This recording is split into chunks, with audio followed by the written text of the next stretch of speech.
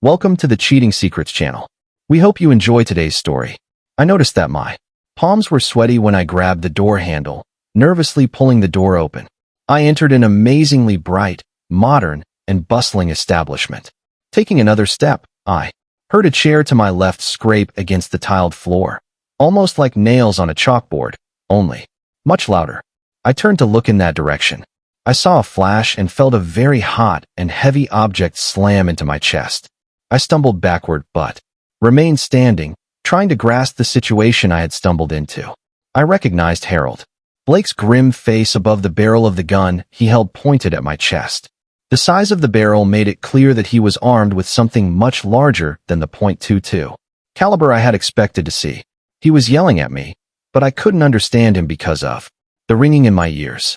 Although I couldn't make out his words, I easily deciphered his intentions. It was clear he was completely unhinged. He raised the gun slightly higher and took a step toward me, a disgusting smirk forming on his face. Then it vanished. Not just the smirk, but his entire face. "Oh my God, Dave, you've been shot," Les Williams exclaimed, quickly approaching and carefully lowering me onto a comfortable chair. Les was my wife's cousin's husband. He worked as a detective in the local police and was a decent guy. Now I liked him even more. As Harold Blake lay on the floor with his eyes wide open but unseeing. Les was a big guy, and he really landed a solid right cross on Blake's ugly face. Les started grabbing paper napkins and pressing them against my chest, shouting at the bartender to call an ambulance. I felt very lightheaded.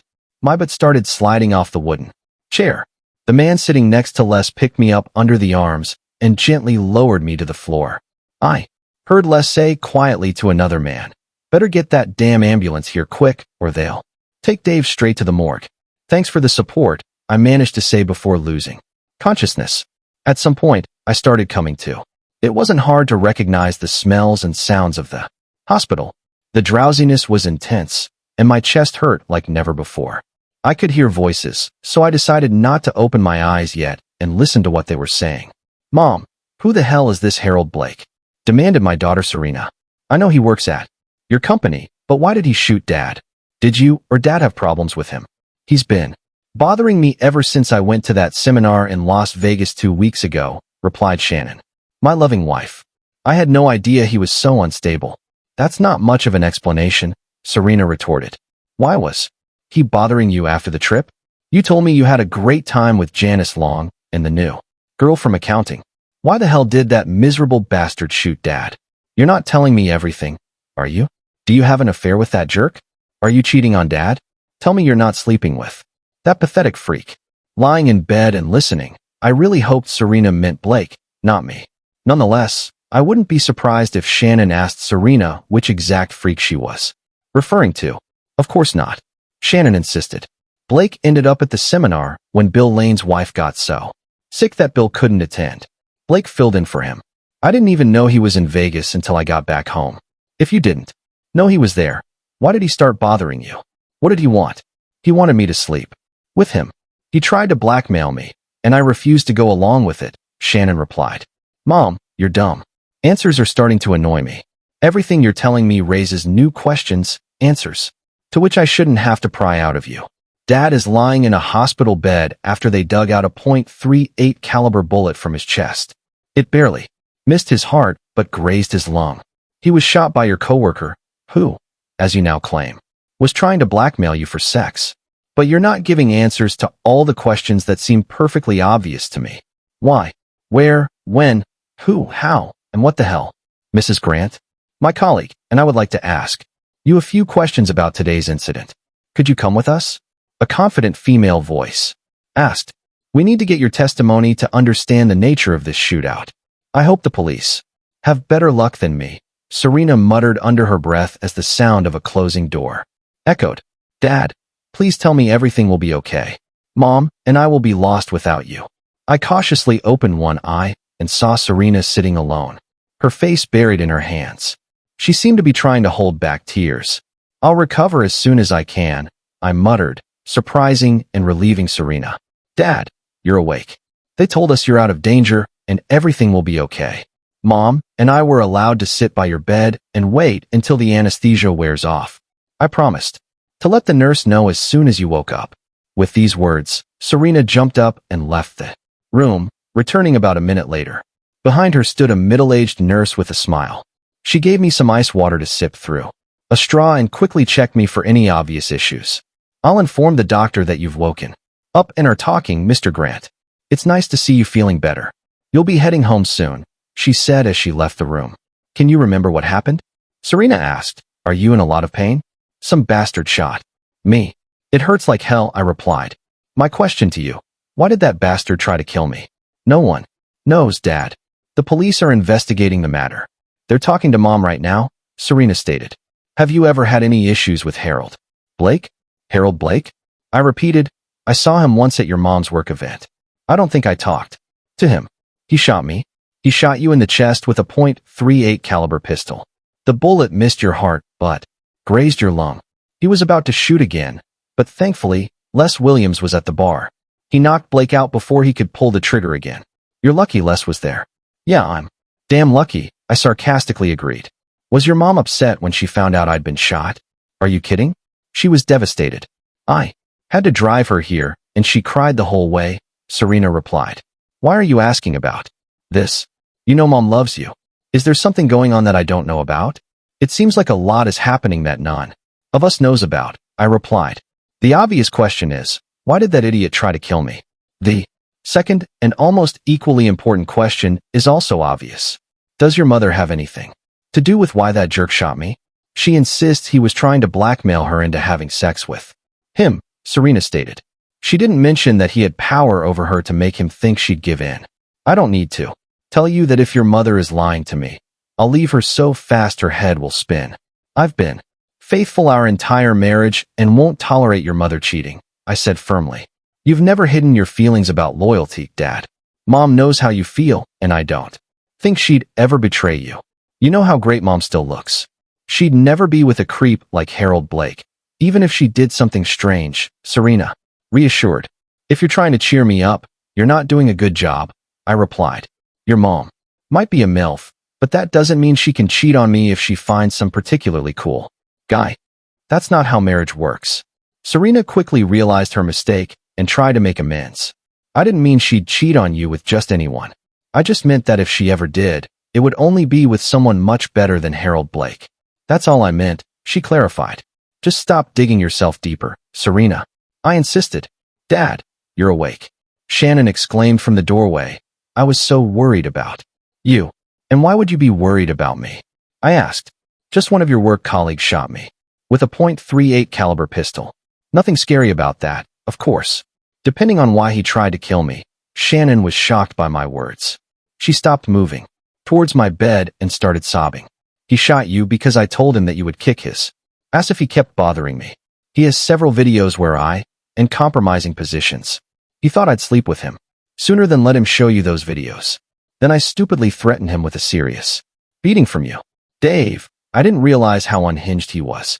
He told me that if you came after him, he'd shoot you," Shannon said. "He said he had a permit to carry a weapon and he'd use it if you even looked at him sideways." "He told you he had a .38 caliber? That's damn powerful, especially within 10 feet. I sharply clarified.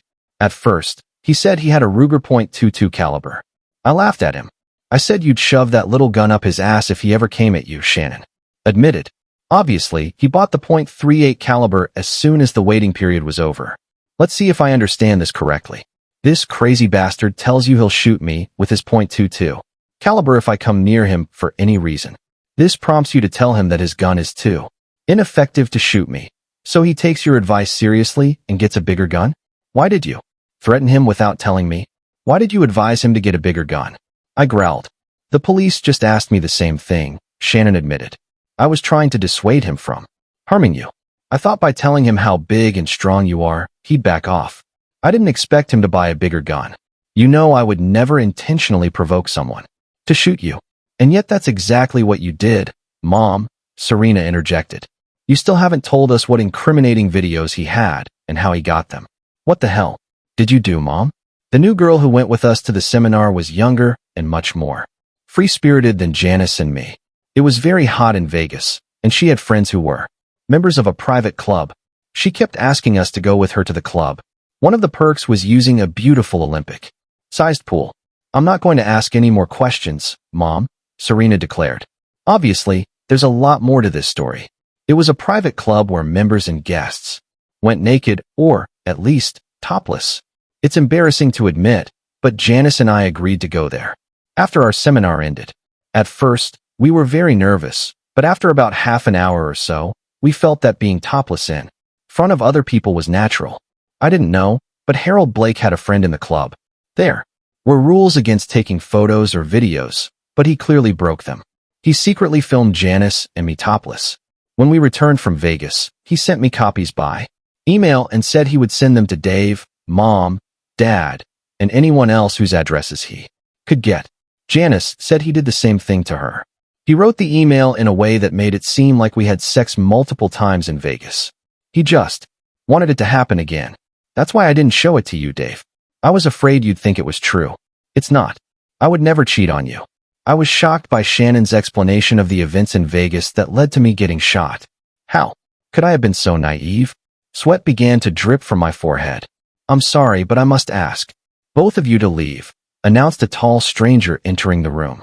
I allowed you to sit with your husband and father, thinking he would wake up in a friendly atmosphere. I didn't expect him to be under such stress as he is now. If his recovery goes as I sense, you should be able to take him home in a day or two. It's fortunate that the bullet followed the trajectory it did. Of course, Dr. Raines, Serena replied, getting up and guiding her mother to the door. The guy, apparently a doctor, examined my wound, but I fell asleep before he finished the examination. When I woke up next, there was a police officer and a man in plain clothes in the room. The officer nodded when he saw that I had opened my eyes. Mr. Bell? I'm Officer Hastings, and this is Detective Allen. We would like to ask you a few questions about the events that led to your surgery. Are you feeling well enough to talk to us? We'll try to be brief. Actually, I know very little, but I'll answer your questions as best as I can. I replied. Perhaps it would be quicker if you just told us what happened, Detective Allen suggested. I recounted everything I remembered from the moment I opened the door to the pub until I woke up in the hospital bed. Did you have any interaction with Harold Blake before he shot you? The detective asked. When I shook my head, he inquired, have you read the emails he sent to your wife? She told us that. You're not savvy with computers and don't even know the password. This detective made it easier for me by throwing softballs at me. Shannon is right. I'm not tech savvy, and she never told me any of her passwords. Did he send her something via email indicating that he was planning to shoot me? I can't discuss what we've learned so far. We're just trying to piece together all the puzzle pieces. Allen replied, then asked a few more questions about how I interacted with Blake. I told him that I had seen him once at one of Shannon's company events and never spoke to him. As far as I remember, Shannon never mentioned his name. They seemed satisfied and soon left me alone with my thoughts. I really messed everything up? It was obvious. Shannon said she never slept with that jerk, and I believed her. She rarely lied, especially about something serious, and she had tells that allowed me to understand if she was distorting the truth. She didn't show them when explaining to Serena and me that Blake wanted a piece of her ass.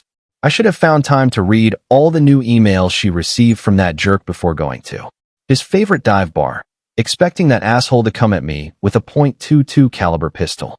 A person can die from a shot from such a weapon, but the bullet must be very precisely aimed. I had already decided that Blake wasn't going to be surgically accurate and precise when formulating his imagined revenge. Shannon was my whole life. After 20 years of marriage, I loved her more than I could ever imagine. When she returned from the trip to Vegas, she was acting somewhat strangely. It wasn't just one thing, but a combination of things. I started to worry. Over the years of work, I learned to hide various details from Shannon. The most significant of these was the fact that I wasn't as clueless with computers as she thought. I knew how to handle a laptop. I used it at work, although for some reason, she never considered that possibility. I saw how she checked her email many years ago and memorized her password, which was the date of our anniversary. She had no clue about any of it. Since her unusual behavior worried me, I decided to log into her account for the first time. Soon enough, I discovered that Harold Blake had sent Shannon copies of several videos where she was topless by the pool surrounded by a few other people. To say that this surprised me would be a significant understatement. Another thing that surprised me were Janice Long's surprisingly large and firm breasts. Who would have thought? I was much less concerned about Shannon going topless in Las Vegas than about her sleeping with Blake. Judging by how he worded his emails, it seemed like Shannon had slept with him multiple times. And her response is, there were threats about what I would do to him if he didn't stop trying to blackmail her. Remembering these emails, it must be acknowledged that she never admitted to sleeping with him. She didn't even touch on that topic. I had been tracking Blake for almost the entire previous week. On his way home, he always stopped at one pub. In my defense, I was very depressed by what I thought was Shannon cheating on me. I read in the emails that he had a concealed carry permit. It was a .22 caliber pistol, and he would use it if I tried to confront him in any way. I never saw any emails about buying a larger gun. My revenge plan was very simple. Too simple as it turned out. I would accidentally enter the pub when he was there. I would stare at him until he got nervous and pointed his gun at me. If necessary, I would pretend to draw my own gun from my pocket to make him react. If he just waved the gun around and threatened me, I would have him arrested and get the maximum sentence. If it seemed like he was going to shoot me, I planned to cover my face with my hands and bend down to minimize the chances of getting hit by stray bullets. Looking back, I realized that my assumptions were quite mistaken. The guy indeed had a .38 caliber. He didn't wave the gun around or threaten me. He simply shot me in the chest before I could even try to take cover.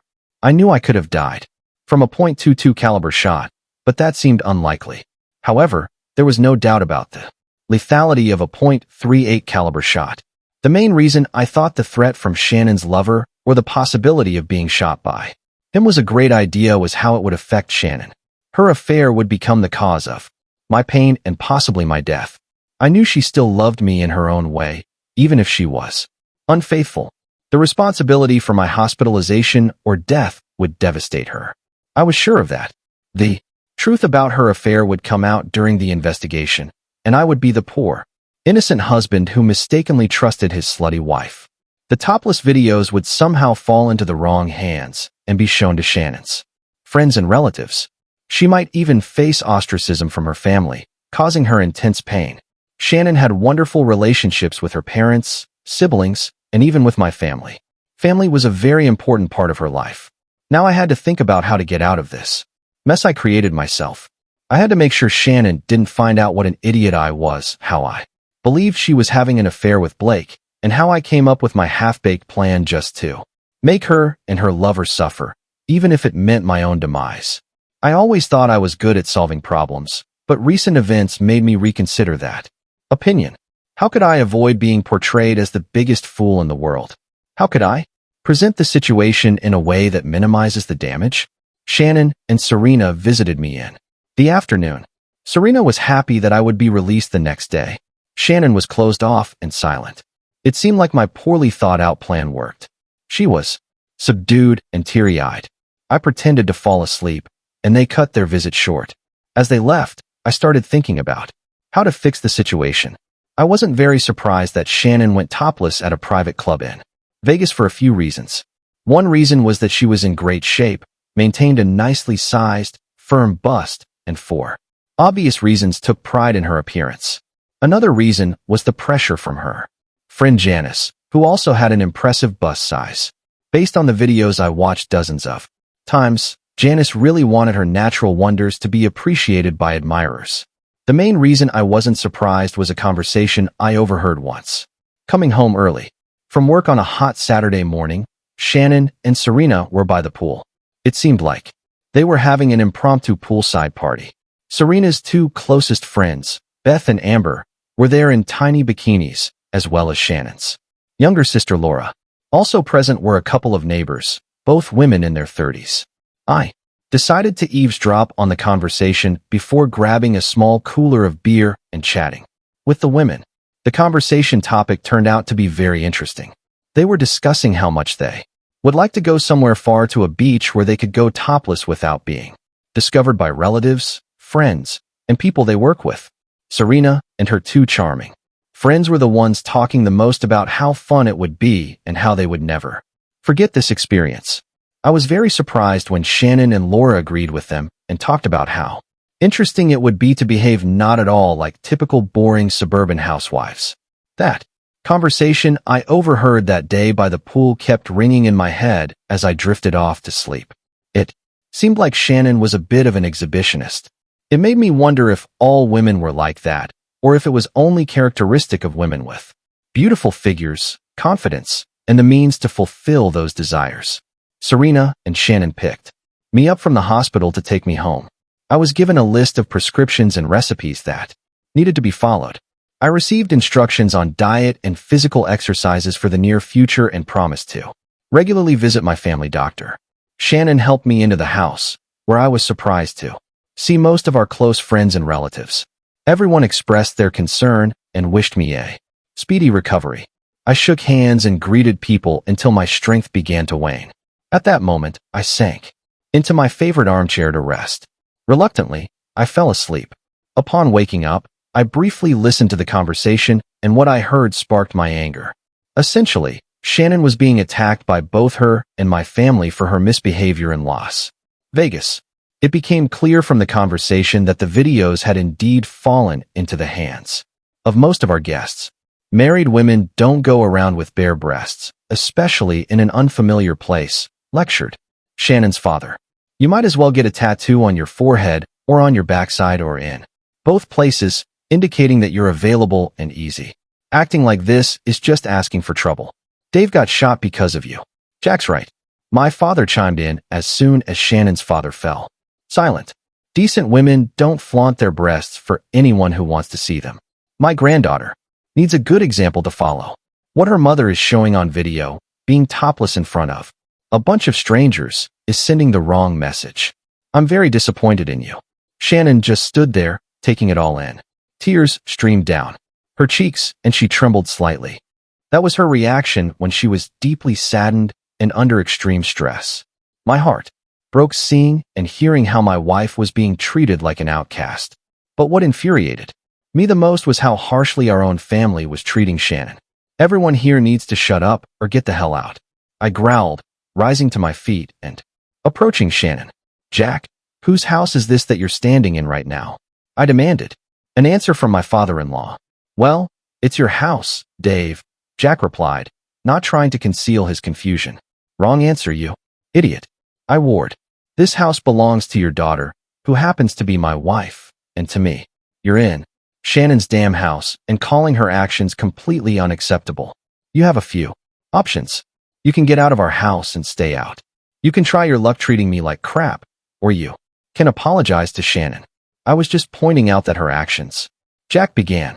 You're on thin ice, Jack. Preaching is not an option. Get the hell out right now or apologize to your daughter, I warned. Son, he was just. My father tried to intervene. You're next, Dad, I warned. No one in our house speaks ill of my wife or about her. What will you do, Jack? I was wrong, Shannon. Your husband loves you, and he's right. This is your house, and I should respect you and defer to you. If I can't give you that, then I shouldn't be here. I apologize. Shannon rushed to her father and hugged him, while her mother, Susan, hugged me tightly. That's how a man defends his wife. You're a good man. The groan I involuntarily let out when Susan pressed against my wound drew everyone's attention. Grandma, I think your breasts were putting too much pressure on Dad's chest, Serena remarked. Those girls have turned more than one man into jelly. Susan grumbled as the chuckles were replaced by tension in the atmosphere. Shannon, I want to apologize before Dave kicks me out. I went too far. You've made my son happy and given us a beautiful granddaughter, my father said. It seems everyone got the wrong impression that I'm upset about Shannon letting her hair down in her top in Vegas. In reality, you would have never known about it if it weren't for that scumbag, Harold Blake. I had an epiphany as both fathers attacked Shannon. Since I loved her deeply and understood her a bit better than a few weeks ago, I plan to make lemonade out of lemons. Shannon has a beautiful figure. I challenge anyone who has seen the videos where she's topless to dispute this statement. We take pride in her figure. I believe most attractive women like Shannon are inclined towards exhibitionism. It's evident that Shannon has it. When she told me she was going to Vegas, I advised her to visit that club where she could go topless, and no one would know about it.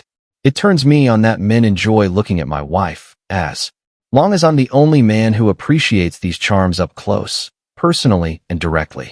If you want to criticize someone for Shannon having a good time in Vegas, try doing it with me. We make decisions together and base them on what makes us happy, not random friends and relatives. Shannon looked shocked as I said this. Serena grinned widely and glanced at Mom.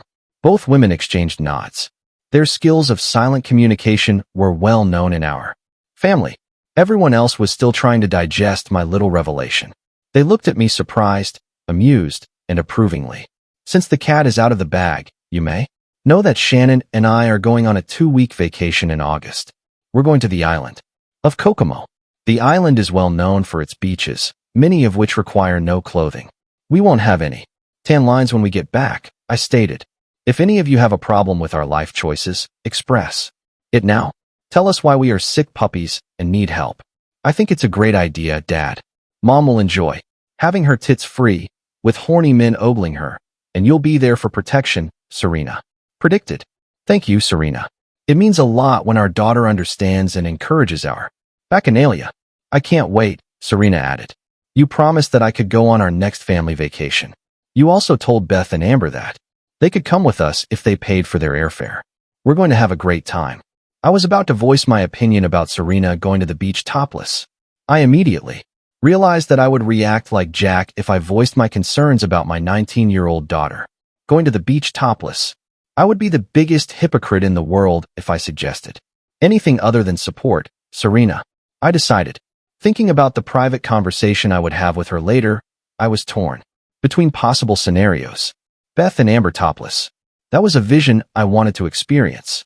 However, Serena walking around with her breasts exposed worried me.